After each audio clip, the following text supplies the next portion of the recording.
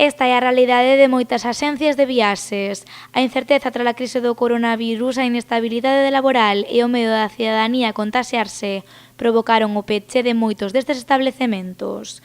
Os que permanecen abertos ofanse moitas esperanzas de que a situación mellore.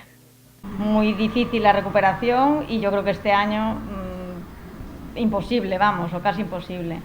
Aunque intentamos exportarnos, ofrecer productos y demás, pero es que no hay opciones de gente ni con ganas de viajar, ni aparte con los rebrotes que hay, pues tampoco anima, que digamos. A facturación destas axencias caeu en máis do 95% nos últimos meses. Vender viaxes ao estranxeiro é prácticamente imposible e viaxar dentro do territorio nacional tampouco parece ser unha opción moi demandada.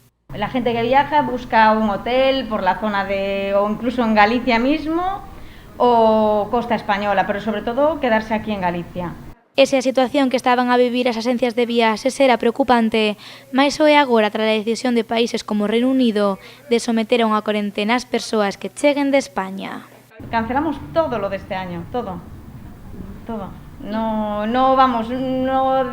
decimos, mira, cancelamos agosto, cancelamos julio, no, agosto, septiembre, octubre, todo, grupos, todo. No pongo nada positivo porque realmente es que no lo veo, ¿sabes? No veo que tenga gente, venimos a trabajar, damos opción, aunque abrimos solo por la mañana, damos opción a atender por la tarde y demás, pero es que me llevo el teléfono para casa, ni una llamada, ni correos electrónicos, nada.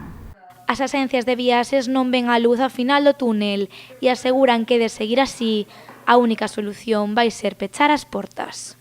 Animar a la gente a viajar porque sí, porque es seguro, es decir, los establecimientos hoteleros, las playas, es decir, la gente, jolín, que está trabajando en los establecimientos está cumpliendo todas las medidas de seguridad que, vamos, que en este caso pues propone la Xunta o incluso el gobierno español, el Estado. Hay ofertas, efectivamente, los precios son muy buenos, en cuanto a hotelería, hay descuentos, pero no hay clientes, que es lo que queremos.